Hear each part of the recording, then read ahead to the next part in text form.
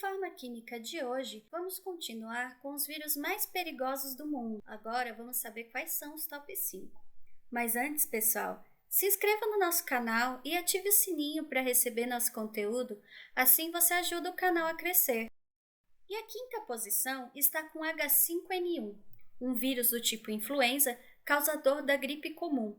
Só que essa variação geralmente causa doença em pássaros e aves domésticas, por isso é conhecida como gripe aviária. A superfície do vírus influenza é coberta por proteínas cujas funções são essenciais para o vírus, como a hemaglutinina, que é responsável pela entrada do vírus nas células, e a neuraminidase, que permite a liberação dos novos vírus em outras células. Ele possui RNA, responsável pela codificação de uma grande variedade de proteínas, além das duas citadas. Há 3 tipos de vírus influenza, o A, B e C, sendo que apenas o A e o B são de importância médica e causadores de epidemias anuais, e o influenza A, o mais significativo. A variabilidade das proteínas hemaglutinina e neuraminidase no vírus influenza A é o que o classifica em diferentes subtipos.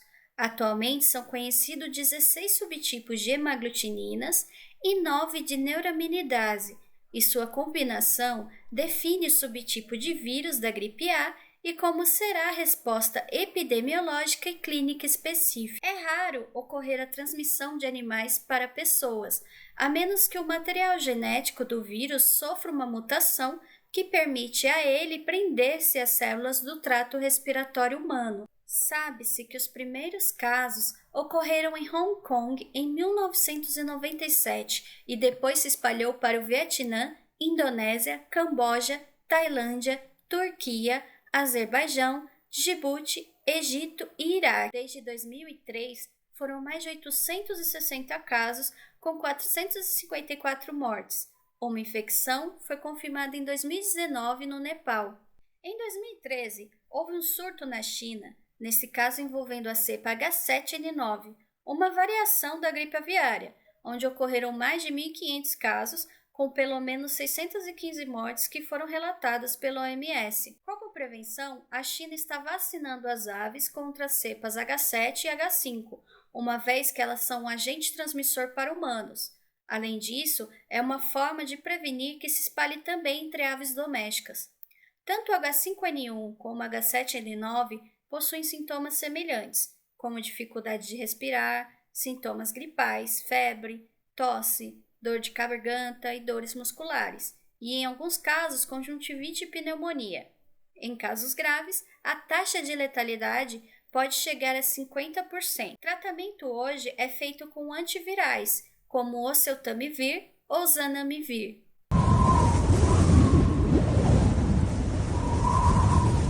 O Nipah é um vírus que tem sido uma das principais causas de encefalites com alta taxa de mortalidade nas regiões Indo-Bangladesh. O nome Nipah vem de uma vila na Malásia, onde o primeiro surto foi relatado em 1998, no qual envolveu mais de 250 casos de encefalite em trabalhadores de fazendas e matadouros. Outros surtos também ocorreram na Malásia e outras partes do mundo.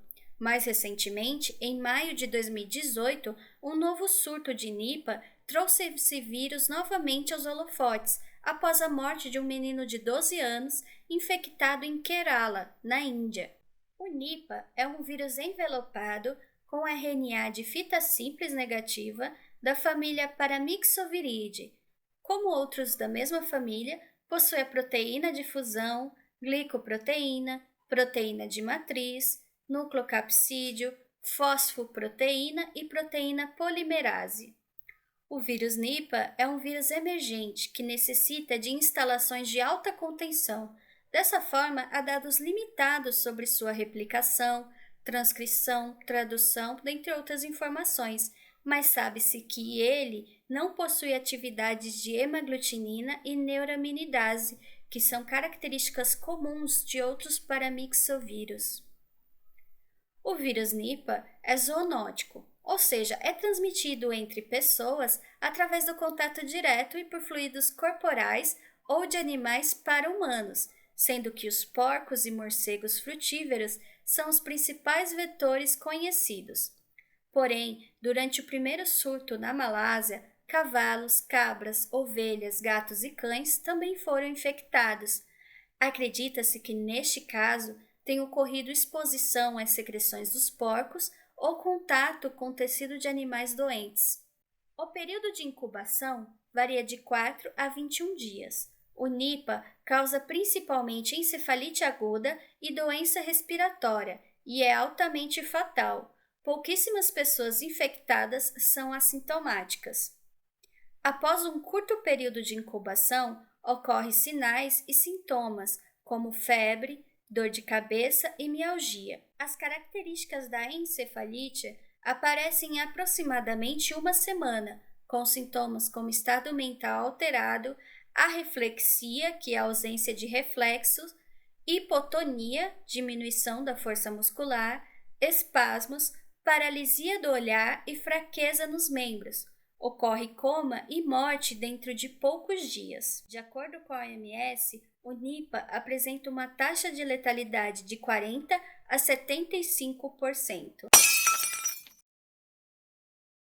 A raiva é uma doença neurológica fatal causada através da infecção pelo vírus RABV da família Rhabdoviridae. Esse vírus possui como reservatórios de infecção muitas espécies hospedeiras, como cães e morcegos. Apenas mamíferos são infectados e transmitem o vírus da raiva. Os cães representam 90% dos casos de exposição e são responsáveis por 99% das mortes causadas pela raiva humana. No Brasil, caninos e felinos são as principais fontes de infecção nas áreas urbanas. Na área silvestre são os morcegos e outros mamíferos responsáveis pelo contágio, como as raposas, gatos do mato, gambás e primatas. Esses animais são de grande importância epidemiológica no ciclo enzootéico do vírus. Na zona rural, a doença afeta animais, como bovinos e equinos, sendo uma das doenças mais comuns em bovinos no Brasil. O vírus é transmitido através da saliva do animal. Geralmente ocorre pela mordida. Então, ele é deslocado pelos nervos até a medula espinhal e depois até o cérebro. E é aí que ele se multiplica. Depois, através dos nervos, desloca-se novamente até alcançar as glândulas salivares e a saliva. Ao atingir a medula e o cérebro, a raiva quase sempre é fatal. Porém, geralmente, o vírus leva entre 30 a 50 dias para alcançar o cérebro. O tempo varia de acordo com o local da mordida. A doença causa mais de 55 mil mortes por ano ao redor do mundo e a maioria está localizada em áreas rurais da América Latina, Ásia e África. Os sintomas mais comuns são febre, cefaleia, indisposição. A maioria das pessoas chegam a ter convulsão e inquietação. Pode ocorrer alucinação e insônia. A produção de saliva aumenta, podem ocorrer espasmos nos músculos da garganta e laringe, pois o vírus afeta a região cerebral que controla a deglutição e respiração. Morte pode ocorrer devido à obstrução das vias aéreas, convulsões, esgotamento ou paralisia generalizada. O soro antirrábico e a imunoglobulina humana antirrábica estão indicados para todos os acidentes graves. Após os sintomas se desenvolverem, nenhum tratamento é capaz de ajudar, sendo que a infecção é sempre fatal. A prevenção é importante, o que no caso consiste na vacinação dos animais de estimação e manter-se longe de animais selvagens desconhecidos e não tocar em animais mortos. Vamos falar um pouco do famoso e tão temível Ebola. Ele é o nosso segundo colocado. O vírus Ebola causa uma doença mortal que possui surtos ocasionais e ocorre principalmente no continente africano. O vírus é capaz de afetar primatas, como macacos, gorilas e chimpanzés, e também o ser humano. O Ebola foi descoberto em 1976, perto do rio Ebola, onde hoje é a República Democrática do Congo. Desde então, o vírus emergiu periodicamente de seu reservatório natural e infectou pessoas em vários países africanos. O vírus Ebola tem a aparência de um filamento, por isso pertence à família Filoviridae.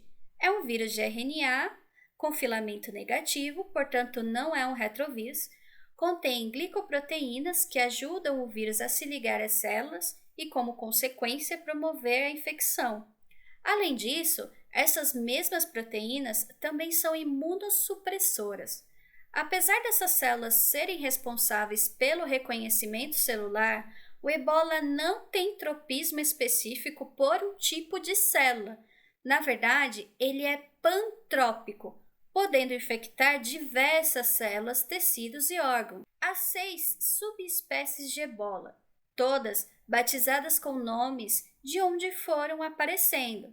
São elas Zaire, Sudão, Thai Forest, Bundibugyo, Reston e Bombali, dos quais apenas o Reston e Bombali causam doenças apenas em animais. Desses, o Zaire é o mais fatal e foi associado ao surto de 2014 a 2016, que ocorreu na África Ocidental, o maior surto de ebola até hoje, com mais de 28.600 casos, bem como o de 2018 a 2020, na República Democrática do Congo, onde um pequeno número de casos associados a este surto foram relatados em Uganda. A transmissão de animais para seres humanos pode ocorrer durante a caça e o consumo de espécies hospedeiras ou primatas não humanos infectados. Acredita-se também que a prática local de comer carne de animais selvagens ou alimento contaminado com fezes de morcego contribua para o contágio. Acredita-se que o vírus seja inicialmente contraído a partir da exposição a fluidos corporais ou a tecidos de animais infectados, como morcegos e primatas não humanos. Porém, o hospedeiro natural e o modo de transmissão para humanos ainda não foram confirmados. Pesquisas mostram que a infecção é possível em morcegos e roedores. A transmissão entre humanos ocorre pelo contato direto com fluidos corporais de pacientes infectados ou objetos contaminados com fluido corporal infectado, como suor, sangue, fezes, vômito, saliva, secreções genitais, incluindo sêmen, líquido amniótico e leite materno. À medida que ocorre a evolução da doença, a quantidade de vírus aumenta no sangue e os pacientes tornam-se mais infecciosos. Grande quantidade do vírus é encontrada na pele e tocar num paciente infectado pode resultar na transmissão do vírus. Os sintomas podem aparecer entre 2 a 21 dias após contato com o vírus, sendo os principais febre, dores de cabeça intensa, dores musculares e nas articulações, fraqueza e fadiga, dor de garganta, perda de apetite, sintomas gastrointestinais que incluem diarreia e vômitos, hemorragias, sangramentos ou hematomas sem explicação. Há formas de prevenção da doença, como evitar o contato com sangue, fluidos e objetos de pessoas, evitar o contato com sêmen de homem recuperado de ebola, até que o teste mostre que não há mais a presença do vírus, evitar práticas funerárias que envolvam tocar no corpo de alguém que morreu de ebola. Essa prática, aliás, é muito comum em países da África, o que torna bem difícil a contenção da doença. Também deve-se evitar o contato com animais silvestres que podem transmitir o vírus. Não há um tratamento específico que cure o ebola. Alguns tratamentos experimentais têm sido testados, porém não estão disponíveis para uso geral, assim como o Ansuvimab, que é um anticorpo monoclonal. Várias vacinas também estão em estudo clínico. Uma delas foi aprovada pelo FDA, que é o Food and Drug Administration norte-americano, em dezembro de 2019 para uso em pessoas maiores de 18 anos. Os pacientes com ebola requerem um tratamento de suporte intensivo. Geralmente ficam desidratados e precisam de fluidos intravenosos ou de reidratação oral, com soluções que contenham eletrólitos. Alguns pacientes podem se recuperar se receberem o tratamento médico adequado. O ebola é uma doença grave. Para cada uma das cepas, ocorre uma variação de letalidade, que pode chegar em torno de 90%.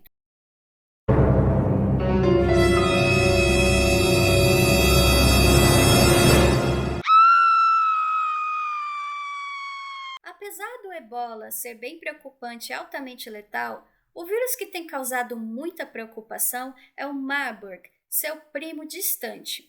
Consiste em um vírus de RNA pertencente à família Filoviridae, a mesma do ebola, e tem sido responsável por causar surtos esporádicos de febre hemorrágica em toda a África Central, desde sua descoberta em 1967. A febre hemorrágica de Marburg foi detectada pela primeira vez em Marburg e Frankfurt, na Alemanha, e em Belgrado, a antiga Iugoslávia. Os primeiros casos ocorreram em um laboratório quando manipulavam macacos verdes que foram importados de Uganda. 31 casos foram relatados, desses 7 acabaram em morte. Em meados de fevereiro de 1975, um homem com histórico recente de viagens pelo Zimbábue foi internado em um hospital na África do Sul. A infecção espalhou-se do homem para sua companheira de viagem e em uma enfermeira do hospital. O homem morreu, mas ambas as mulheres se recuperaram. Outro caso, em 1980, foi de um francês com histórico recente de viagens que incluiu uma visita à caverna Kitum, no Parque Nacional Monte Elgon, no Quênia. Apesar de ser atendido, o paciente faleceu e um médico que tentou fazer a reanimação desenvolveu sintomas 9 dias depois, mas se recuperou. Outro caso, em 1987, ocorreu com um rapaz dinamarquês de 15 anos, que também visitou a caverna Kitum. Ele foi hospitalizado com 3 dias de sintomas de dores de cabeça, mal-estar, febre e vômitos. Apesar da terapia de suporte agressiva, o jovem morreu no 11º dia da doença. Entre 1998 a 2000, houve um surto na República Democrática do Congo. A maioria dos casos ocorreu em trabalhadores do sexo masculino em uma mina de ouro em Durban, no nordeste do país. Foram notificados 154 casos, desses 128 com morte. Em outubro de 2004, acredita-se que um surto tenha iniciado na província de Uíge, em Angola. Esse foi o maior caso de surto que ocorreu, onde houveram 252 casos notificados, dos quais 227 acabaram em morte. Em 2007, houve um pequeno surto na Uganda, onde 4 jovens trabalhadores de uma mina foram infectados e um morreu. Após esses, houveram outros casos de viajantes que foram à Uganda. O surto mais recente ocorreu em 2012 na cidade de Kabale. Foram notificados 15 casos com 4 mortes. Há 2 subtipos pertencentes ao gênero Marburg. São eles RAVN e o MARV. Destes, o MARV Angola parece ser o mais virulento. Isso foi indicado por experimentos de patogênese em primatas, assim como a taxa de letalidade demonstrou ser extremamente alta no surto angolano. Também foram relatados estudos bem-sucedidos do vírus na forma de aerosóis, incluindo a variante angolana. Por isso, o Marburg é considerado uma ameaça à saúde pública e classificado como agente de bioterrorismo categoria A por Centros de Controle de Doenças e agente selecionado nível 1 pelo Departamento de Saúde e Serviços Humanos dos Estados Unidos. A OMS o designou recentemente como um patógeno prioritário e que precisa de pesquisas urgentes. Não se sabe como o vírus Marburg se espalha pela primeira vez de seu hospedeiro animal para as pessoas. No entanto, há 2 casos em turistas que visitaram Uganda em 2008, onde o contato desprotegido com fezes de morcegos infectados ou aerosóis foram as vias mais prováveis de infecção. Após a infecção, vírus hospedeiro animal, ele é transmitido através do contato da pessoa com o animal contaminado e o vírus se espalha através do contato com lesões na pele ou membranas mucosas, nos olhos, nariz ou boca, sangue ou fluidos corporais ou mesmo objetos contaminados. O vírus permanece em certos fluidos corporais, incluindo sêmen em pacientes recuperados, mesmo sem sintomas graves. Não há comprovação que seja transmitido através de relações sexuais ou com contato com fluidos vaginais de mulher contaminada. Embora a transmissão aérea não tenha sido demonstrada em surtos humanos, presumivelmente ocorre a disseminação de gotículas para as membranas mucosas. Assim como outras doenças infecciosas, os sintomas iniciais são semelhantes aos da gripe, como calafrios, febre, dor de cabeça, dor de garganta, mialgia, dor nas articulações e mal-estar, de 2 a 21 dias após a infecção inicial. Entre o segundo ao quinto dia, após os primeiros sintomas, os pacientes podem apresentar dor abdominal, náusea, vômito, diarreia aquosa e letargia. Entre o quinto e sétimo dia, a intensidade da doença aumenta, podendo incluir erupção maculopapular, que se espalha pelo tronco para os membros, conjuntivite, febre sustentada e sintomas de febre hemorrágica, como sangramento nas mucosas, petequias, sangue nas fezes e vômito. Pode ocorrer danos hepáticos e renais. Nos estágios finais da doença, ou o paciente se recupera, ou morre de desidratação, hemorragia interna, falência de órgãos ou combinação de fatores sistêmicos, somada a uma resposta imune desregulada ao vírus. O diagnóstico clínico pode ser difícil, pois muitos dos sinais e sintomas são semelhantes a outras doenças infecciosas, como malária, febre tifoide ou algumas febres hemorrágicas endêmicas na área, como febre de Lassa ou ebola. Não há tratamento para o Marburg.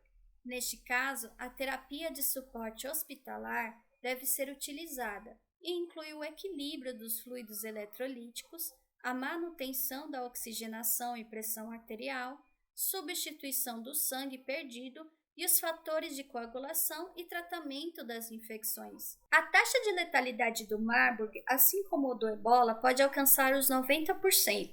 Até poderíamos ter um empate aqui. Porém, diferente de seu primo, atualmente nenhum dos tratamentos que estão sendo estudados e funcionam para o ebola se demonstrou eficaz contra o Marburg. A OMS alerta que é preciso parar a doença em seu curso e que mais pesquisas precisam ser feitas sobre o vírus. Dessa forma, com uma alta taxa de letalidade e sem tratamento específico, pode ser considerado hoje o vírus mais perigoso do mundo. E aí, gostaram do vídeo?